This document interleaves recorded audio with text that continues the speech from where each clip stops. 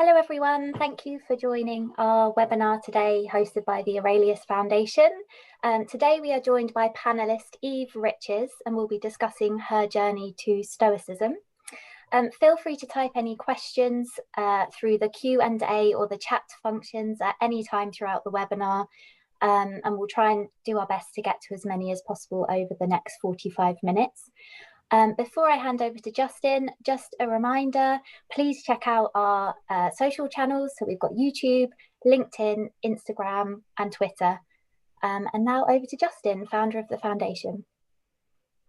Yes, good morning and good afternoon, everyone, depending where you are in the world. Thank you, Holly, as always, for orchestrating this webinar. And I'm absolutely delighted to talk with Eve Riches today. We've been fortunate to have an introduction to Eve and get to know her over the last few weeks. And it's really been an inspiring story. So we're delighted on behalf of the foundation to present this webinar to everyone and to have this conversation with Eve. You know, the foundation, as we continue to gain momentum, we're starting to look to the other side of COVID.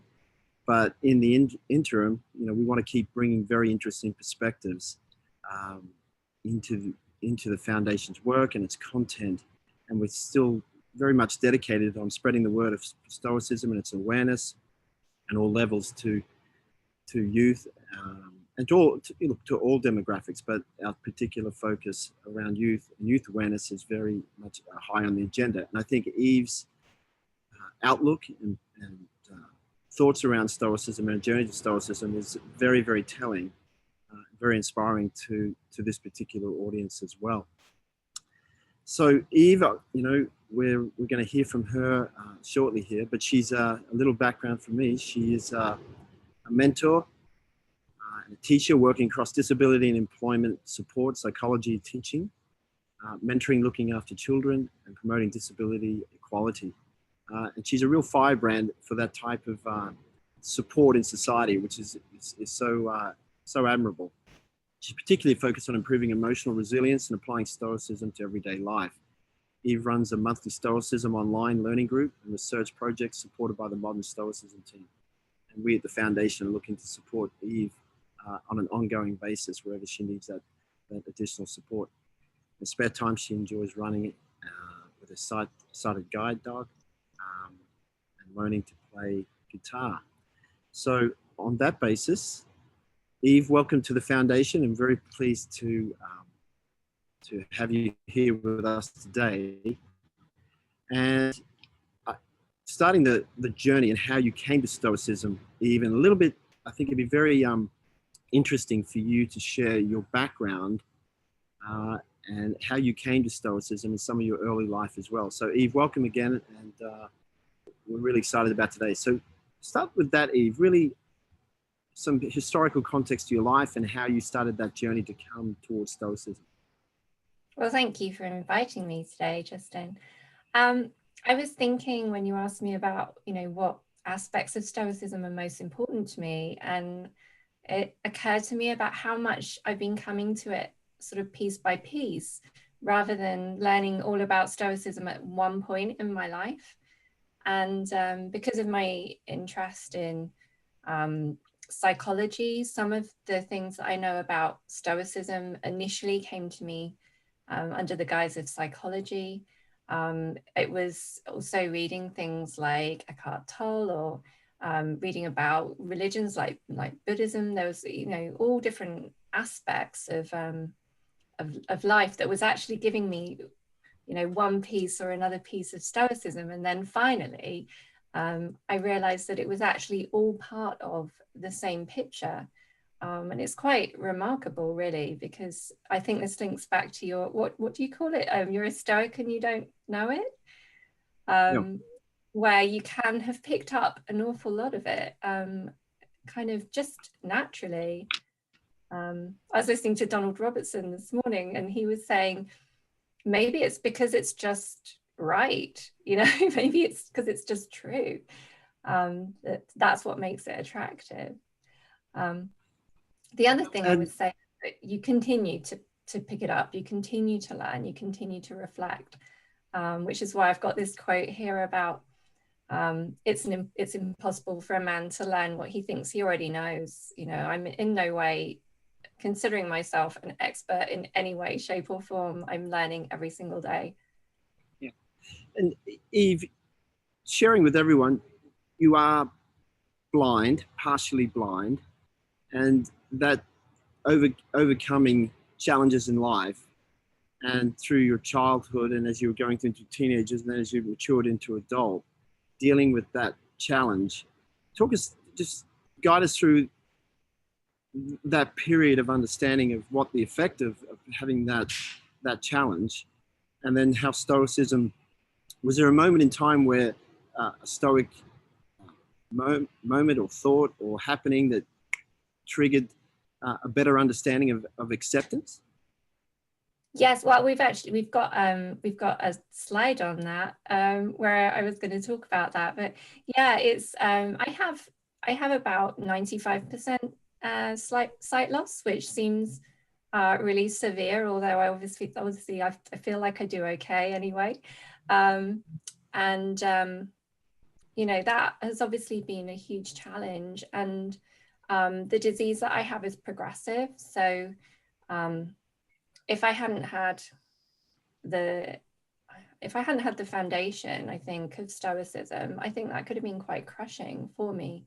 Yeah. So I'm very grateful for that, because I've met people through the work that I do, through things like guided running. I've met people who've got less sight loss than me, but have been far more affected by it. And, you know, that makes you realize how important it is to have the perspective of acceptance and to be able to think about what you can control. So yeah, and so in the slides that we've got today, I've made the link between different stages on my sight loss journey and my journey just as a person, and how different aspects of Stoicism have been important, because even quite recently there's been continued change and things that I've had to deal with that relate to my disability. And each time that's happened, there's been part of Stoicism that's helped me. Yeah.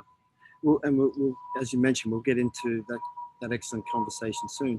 So, you know, if we're finishing off this slide, the way that coming to Stoicism piece by piece, you know, the thing that I find very interesting talking to you consistently is you do have you're very curious.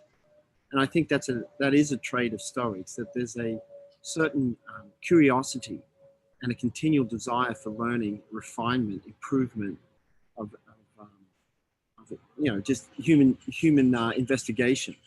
And I think it really, you know, in your conversation, the way that you have discussed it there, that really comes through very strongly. Definitely. So, you talked to this slide. When this came up in the deck, when we first were discussing this in the last weeks, I'll read this out. I think these are fantastic, powerful quotes, and then we'll hand over to you to take your perspectives on this. Memento Mori, the contemplation of mortality. You could leave life right now. Let that determine what you do and say and think. And then secondly here, which is a beautiful quote, I think, and a powerful quote from Seneca. Let us prepare our minds if we come to the very end of life. Let us postpone nothing. Let us balance life's books each day. The one who puts the finishing touches on their life each day is never short of time. I think the power of acknowledgement of time and the finiteness of your existence helps you utilize the time better. And I don't see it as being negative. No, I think people think that it's morbid, don't they? They think that it's sad to think about death. Yeah. But yeah, I see it as a joyful thing, to be so grateful to be alive. And I put this one in because I was relatively young when I lost one of my parents very suddenly, which I think is such a life lesson. And since then, I've lost 3 friends quite young. And I think those kind of experiences, they really hammer home that you could leave life right now. And I think it's become almost, it's like my faith in the place where people might have had a religious faith. I think Memento Mori is my faith. And it kind of naturally came out of, I grew up as a teenager. I mean, you can probably still tell I'm wearing all black. I was a goth, and I was really interested in Victorian ideas, and Memento Mori was very important in Victorian culture. You know, you could even arrange to attend your own funeral and hear people talking about you as if you died. And I always found that really interesting. But then because of those bereavements as well, I think it really became a very important thing in my life. And I actually have quite a big tattoo across my back, which is all about Memento Mori, because it's the thing that I try and hold on to when things are difficult. Remember that we must die. You know, it's such an important thing for me. I think when I saw this slide came up, I giggled because I saw the image. But I do think obviously this is a bit of tongue in cheek with this image here, but at the same time, it does, there's two parts to it really. The fact that you know that you are going to die. And it's a hard thing to say sometimes, just to be as cut and dry as that. But it does force, for a critical thinker, it does force the question to how you utilize your time. And as you've got more into Stoicism, do you find that your utilization of time has become better and better as the years go on? Yes, it's I think even when I was quite young, I think after my dad died, I think even from that experience, it really makes you think about how you spend your time. And I'm a bit of a fangirl for Marcus Aurelius anyway, so sorry if I keep talking about him, but there's some quote he says about, you know, think about what you're doing and say to yourself, you know, are you sad about dying because you're not going to be able to do this anymore? And it's not properly quoted, but you know what I mean. And it really makes you think, if you're mindlessly watching television or scrolling through social media or doing a job that you're not passionate about, these are your precious days, and it's the only resource that you have that is definitely finite. You know, so it gives you a self-discipline, I think. I like all of these points here that we're touching on, but I particularly like the first point. I think, you know, Christopher Gill, who hopefully is, which I'm sure hopefully he's watching today. He's a great supporter of the foundation, and I really love listening to Christopher give his presentations and his perspectives on Stoicism for many reasons, but particularly he does one of the better jobs of articulating that, you know, as part of the life's journey, dying is a part of life, and it's within a virtuous cycle that it's, as you've highlighted here, the denial of the reality of death or its fear conflicts with living in accordance with nature or good virtue or good character. So if you're fearful of death, then you're out of sync with the virtuous mindset almost. It's a natural part of living, being born, living and dying. And I think Christopher does an excellent job of his articulation of that. And you've called it out here very effectively as well, that if you're not living with that in mind, then actually you're out of sync and not living in accordance with virtue. And I think you've called it out very strongly here.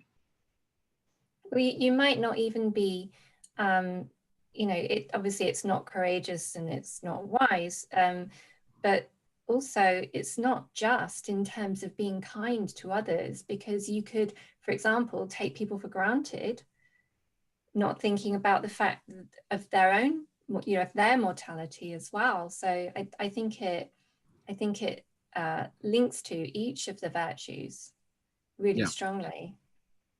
No, I think for me, and considering even the business perspectives, this concept of like there's a certain amount of time each day, or in preparing for events and preparing for presentations and preparing for, you know, to motivate a business, there's only so much time, and using that time effectively, it's a very powerful Stoic principle, and I think it rings through in all parts of life.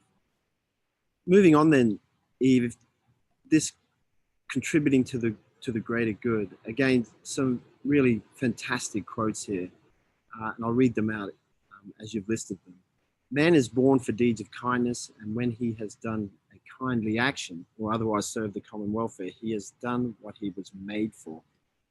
And then secondly here, to treat nothing as a matter of private profit, nor to plan about anything as though a detached unit. Never exercise choice or desire in any other way but by reference to the whole. Contributing to the greater good is a very powerful Stoic principle as well. And Eve, you chose these quotes because they resonate with you, but talk more to you how you think about the greater good. Well, I was thinking about motivation and how I had a bit of a struggle through education for lots of different reasons. I mean, for a start, I didn't know I had a visual impairment. So there's all kinds of things that made it difficult. And then when I eventually went to university, I had a 6-month-old baby with me by that point, and she wasn't very well, and it took a huge amount of struggle to get through and complete my education.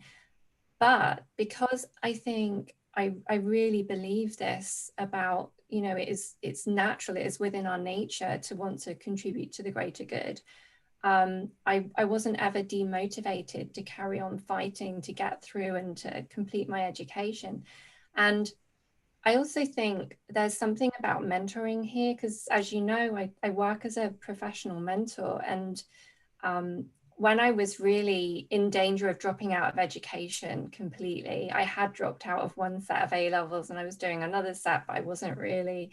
And I could have ended up with no, you know, decent qualifications. And there was a teacher who really believed in me. And I've had a couple of people like that when I was younger that just made me see myself and life differently. And that then became my drive. I wanted to help other people that were struggling. And, you know, it's like Marcus Aurelius at the beginning of Meditations, he's talking about all the people that have been an inspiration to him, or Seneca is obviously acting as a mentor to Lucilius. You know, it's that thing of wanting to be that person for someone else, isn't it? So yeah, it meant that I never gave up. You know, I think it'll come into it, you know, and as I've got to know you over the last month, I find that, you know, with the partial blindness, and you mentioned it's at 95%, and the fact that you were, you know, getting on with constructing a very powerful and contributing life.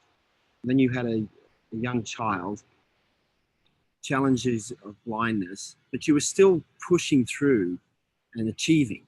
You were still getting, you know, educating yourself to a very high level. You were still very disciplined. Did that was more in your late teens when you started to get into, you know, an older mindset, or you had to work through all of that? That would have been a very challenging. Yeah, I guess that would have been between the ages of about 19 to 23, 24, when I finally qualified as a teacher. Yeah, and started teaching psychology. Yeah, so it would have been through those years. And during that period, were you heavily into Stoicism at that point? Were you reading? Well, see, I wouldn't have called it Stoicism at that point. You know, I was aware of Stoicism in my 20s, but I was still coming at things from the point of view of psychology, and of course, in cognitive psychology, in things like you know, cognitive behavioral therapy, and you know, the things that I would have learned anyway as part of my psychology training.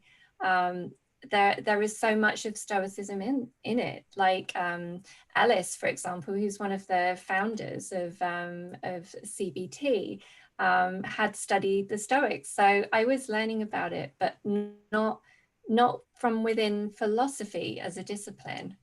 But it has kind of bled through into all these different parts of our culture, so that you can end up picking it up without even realizing that that's what you're learning. Yeah. Oh, very good.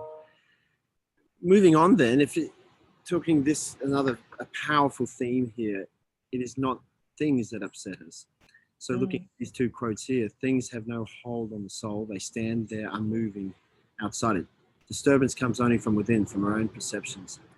And then from Seneca again, we are more often frightened than hurt, and we suffer more from imagination than from reality. So again, it's, I think, one of the most powerful parts of Stoicism. It's not what happens to you, it's how you react to what happens to you.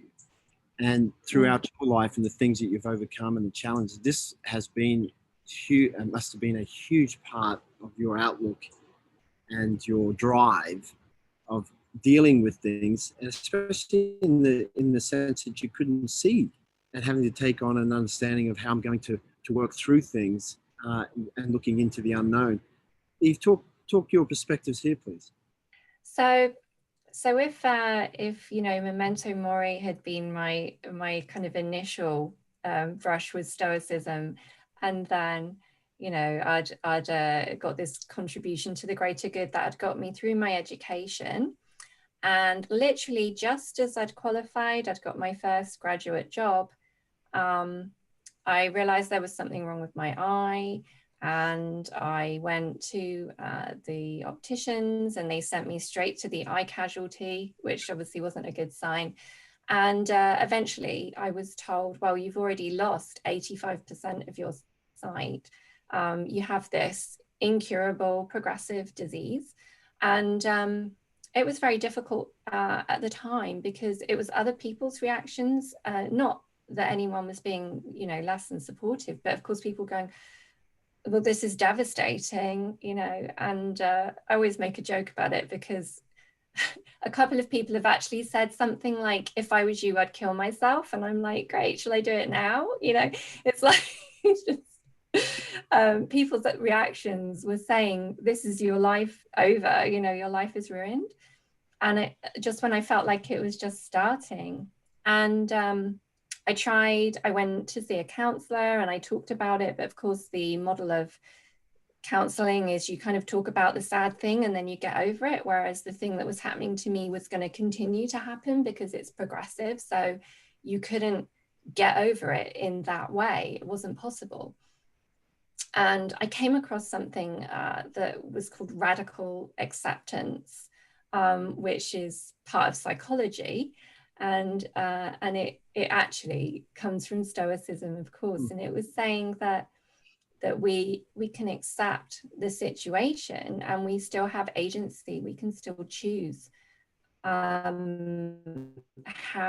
we're going to respond to it, and that you need to put your effort into thinking, how am I going to understand this, and that I can choose to accept it. What's interesting is sometimes you get pushback from that, and people are like, no, you have to fight it. You have to try and find a cure, you know, and I won't even look into cures, because if there was one, I would hear about it. Believe me, you know, someone would tell me. I don't need to be wishing for things to be different to how they are. Yeah. And I can choose to be happy, and I can choose to thrive. Despite these circumstances. And let's face it, there are people who've got it 100 times worse than me and still have really amazing lives. So, you know, let's look to those examples. It's very, very powerful. And I think that the starting point of radical acceptance is you can't move forward until you acknowledge completely, or let me rephrase, you can't move forward effectively and positively from a circumstance unless you've radically accepted the reality. You can move forward, but you'll carry certain things with you. But if you're absolutely at the end of yourself of acceptance, then the best chance to move forward productively is now made available to an individual. And I think you've articulated that particularly well here. We often talk about our next theme here, the dichotomy of control. I'll read this out, and I'm just looking for your perspectives. There's some things in our control and others are not. Things in our control are opinion, pursuit, desire, aversion, and whatever our own actions. Things not in our control are body, property, reputation, command, and whatever are not in our actions. And I think that's very interesting based on what you've already articulated around your sight challenge and how that progressed.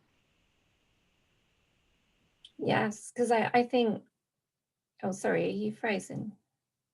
I didn't want to be interrupting you. Oh.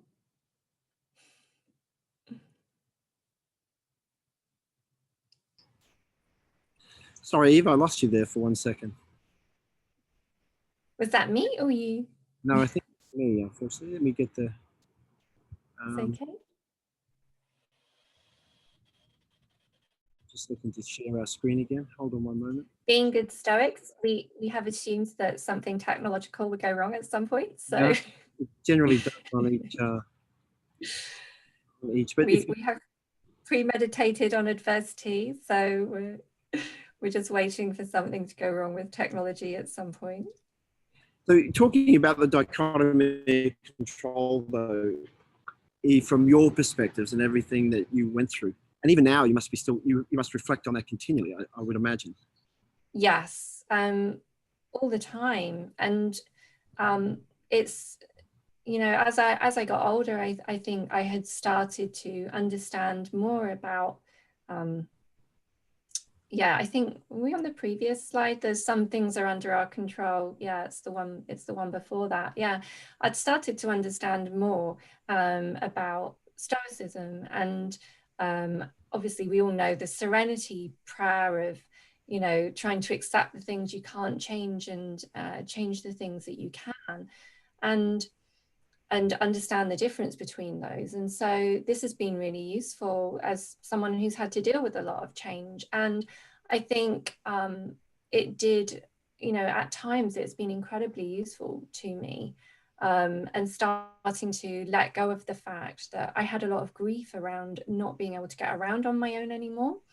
And so I had to, I think there was a lot of fear there. So I had to use courage in order to get over that, and to have a guide dog, for example. And so I kind of worked really hard on that. And I do think when you look at it from the point of view of the virtues, that they can be such a good guide to you if you're working, you know, with the virtues, and you're trying to focus on that, and you're thinking, am I acting with good character? Because I think there was a point where I didn't want to admit my disability. I was still walking around without using any mobility aid, and it wasn't good. I've been hit by cars something like 9 times, and not all of those are before I was having a mobility aid. Sadly, a lot of those have been afterwards, but it's not safe. And I had to think about the fact that I am still in control of my choices, and I can choose how I'm going to deal with this disability. So it's been, you know, really, really helpful to me. And at the time, I really thought like I'd cracked it. I thought I'm really handling this well.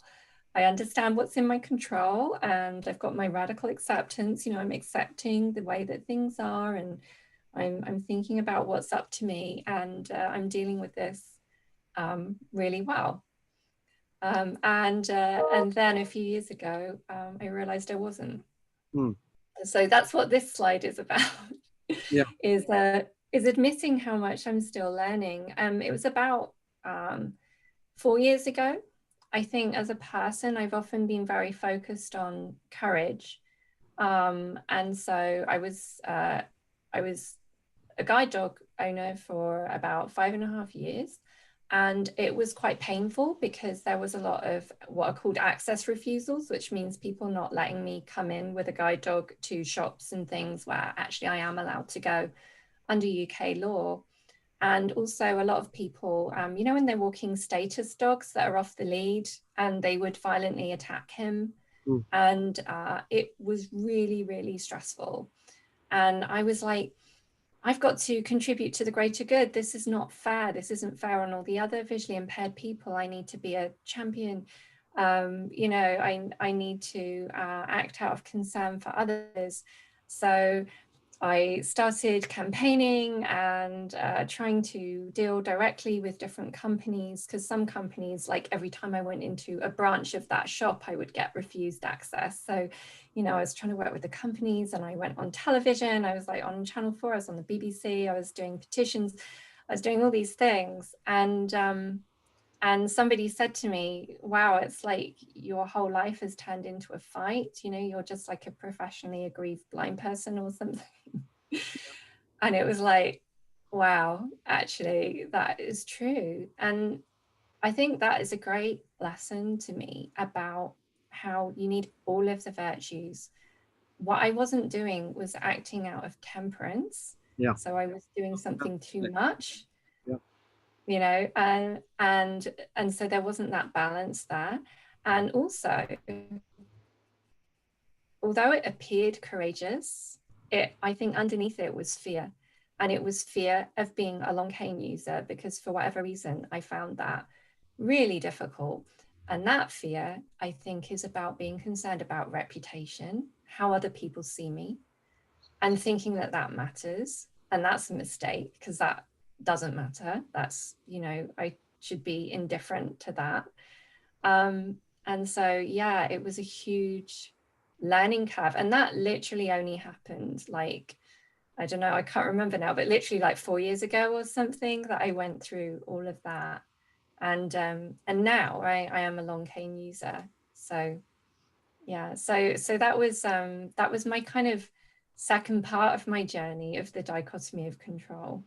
I think I was trying to control the world and make it I was trying to make everyone stick to the law. Yeah. You know? Which, yeah, that's a bit of a big ask, really, you know. So I think that was a mistake. And I wasn't acting with as much virtue as I thought I was. I was becoming, you know, I wasn't doing it with temperance. It sounds like you came full circle, really. Yeah. You absolutely. No, very interesting. Very interesting. So we've got a few minutes left here.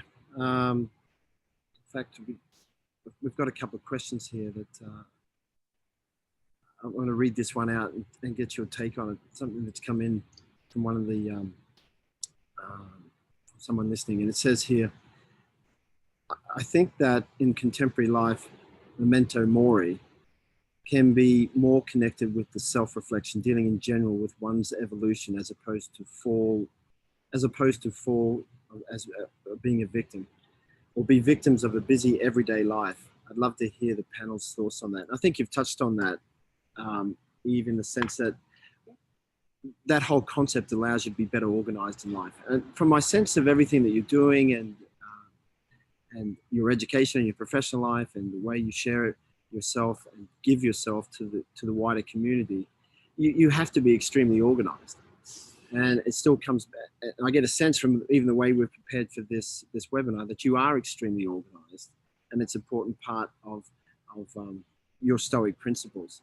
But possibly building on more from that, could you share either through your rituals or your daily approach, how do you process your Stoic behaviors? Through meditation? What are the things that you do that keeps you reminding and executing your Stoic values? I tend to every single day, I actually have a reminder on my phone for when I'm getting ready in the morning. And every day I do some reading. Now, books are quite difficult for me these days, physical books, but audio books are great, obviously. So I do that every day. And so I'm kind of starting every morning with learning and reflection. And yeah, I was listening to one of the webinars where you were talking about your routine for your day, Justin, and I was thinking how useful that is as well, because, like, for example, during lockdown, when I was completely working from home, and I had a really strong routine that started the day with my Stoicism reading, and then having, you know, exercise and all of those things, you know, having a really good a really good routine about how you take care of your body, how, and, when you eat and when you exercise, and yeah, all of those things. So I do try and stick to a really good routine. And I think that's helpful in terms of having tranquility of mind, knowing what it is that you're going to do to organize your day. No, exactly. Again, we're having a little bit of a screen challenge here, but I want to come back to this in a moment. That's why I was listening to Donald Robertson this morning. He was, as usual, saying loads of very interesting things. But I do that every single morning, and then reflecting at the end of the day and thinking about, is there anything that I could have handled differently? Did I get too kind of like overly upset about something? Was that something that actually wasn't under my control? So yeah, doing that at the beginning and the end of the day. Yeah, so it's quite again, a good discipline. I'm going to come back to close on this slide in a few minutes, but I wanted you to talk about the couple of recommended resources here that you've put up for everyone to consider. Do you want to talk to each of those and why you put these up? Donald is a terrific guy and such a leader in the field. I'm actually rereading his book right now, How to Think Like a Roman Emperor, and I find it terrific. But you've put these up. Your thoughts around these particular recommendations? Well, Viktor Frankl was I think I read that in my early 20s, or in my 20s anyway, around the time when I was having to realize, hello, you're a disabled person now, how are you going to deal with this? And it's that thing I was saying about role models of people who've lived through far worse, and he survived the Holocaust. The book is very accessible. It's really short, which is good if people are not wanting to embark on a huge, great tome. It's really readable, and it is joyful because it's freeing to realize that you could be in the most unimaginable circumstances and still live with good character and still be able to survive that and still have a good life. And I think it's quite countercultural, where we're perhaps being told that if you suffer trauma, that you will be traumatized for life, that people are very easily damaged and broken. And I feel the things that he's got to share there are about how we are all much stronger than we think we are. And, the resilience of the human spirit, I think. So it's a beautiful book. And Donald Robertson, well, I would say listen to it on Audible because he's so fantastic reading it himself. It's amazing. He does this whole kind of meditation really in the final chapter about Memento Mori, but the whole book is beautiful. It's history. So it's a bit about Marcus Aurelius, which is a fascinating story, and then a sort of thing that you can learn about Stoicism from each bit of Marcus's life, and how to apply it. It's very practical, which is what I love. I love all the what could you actually do with this knowledge. So yeah, they're both great. No, I think that's the key, and I think John Sellers does a terrific job as well, and Donald, Christopher Gill, the pragmatism that they bring through the academic side of it, I think is just so highly relevant.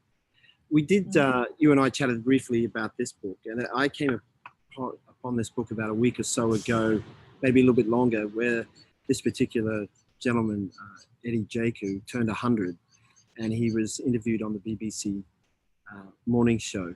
And if anyone listening, it's worth researching and going have a look. It's only a 6-minute interview. It's very, very much along the lines of Viktor Frankl. It was a very, very powerful 6 minutes of the way Eddie here talks about what he endured, what happened, how his dignity, everything was taken from him, but how he rebuilt himself. And listening to him, he's absolutely stoic in everything that he communicates. And he finishes that, his final sentence in that interview is simply saying, ultimately, it's up to you.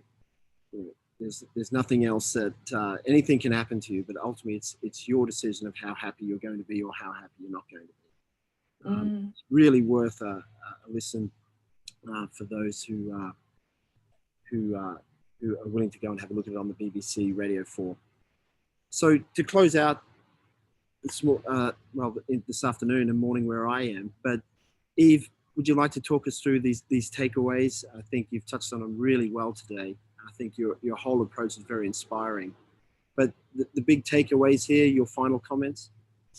Well, the first one is that I think Stoicism, it kind of gets a bad rap. Sometimes people think it's about being very serious, not having any emotions. I think you can probably tell I'm not like that at all.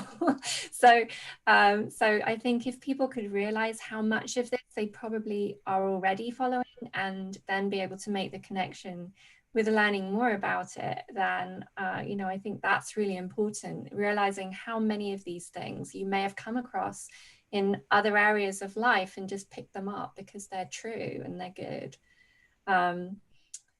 Then the other one was thinking about your mortality. We might try and avoid that because we think it's going to make our life harder, but I think it makes it easier.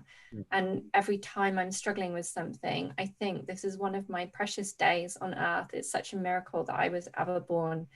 And, it makes you cherish the people that you love. It makes you cherish being alive. It means that you can live with joy. So that's very far from making life more difficult, I think. If you focus on the contribution that you're potentially at least trying to make to society, then you will be motivated, and that means you don't have to try so hard. You can't be like, oh, I can't be bothered to get out of bed. Isn't there something Marcus says about being kind to others? It should be as simple as a horse running or a bee making honey. That actually I think it's within our nature to want to try and contribute. And it doesn't have to be, like you don't have to be doing a job like being a nurse or a teacher or whatever. It could be in your volunteering or just in the way that you reach out to people in your personal life. Any of those things, it's all giving you the motivation to get out of bed in the morning. It's not things that upset us, it's our perception of them. That is gold dust, because every time you have an impression of something, you can say, this is my impression. I know I feel that this is awful, but actually, this is my perception of it. And at this moment, I don't know what this thing is going to do in my life. As it turned out, the things that I've been through, they didn't ruin my life, even though I thought at the time that they might have done. So understanding that it's our thoughts that are upsetting us and not the actual events. And then finally, trying to get your head around what's under our control and what isn't. I think it's an ongoing process. For me, it's something I continue to work on. And I think even if you're trying really hard, you can mess that one up, and you need to keep coming back to it. Is this really under my control? Am I trying to control something that isn't? Is this causing me to act without virtue? So yeah, one to keep working on, I think, for me, that bottom one. Eve, that's unfortunately, that's the end of our allocated time for this particular presentation. I thought it was a wonderful webinar. Thank you so much for sharing the time with me and your support of the foundation. We're certainly looking to support you going forward in any way that we can. I think the wonderful thing about it is the pragmatism. Everything, especially in this slide, the way you've summarized it, you've really conveyed on a very practical manner of how Stoic thought, action, and intent has seen you through to your life now and all the great things that will come and overcome significant obstacles and continue to overcome them. So, Eve, thank you so much for your time today. It's been a pleasure. And in closing out, we have, for the wider audience, we have another webinar in a couple of weeks with a younger Stoic viewpoint with Sukrav and Dhruv on December, coming up in a couple of weeks or so. And we're still building some wonderful events that we're focusing on with the foundation. We're moving into the business field with Stoic Wellness Weeks. We're building that module, and we're looking to roll that out into the business community. We'll talk more about that in future webinars, and we'll keep the momentum going. So, Eve, once again, thank you so much. Much appreciated on every front, and we wish everyone a great weekend, and we look forward to having everyone back on the Stoic Foundation, Kurelius Foundation, and various events soon. So Eve, have a wonderful weekend. Thank you again. You too. Thank you.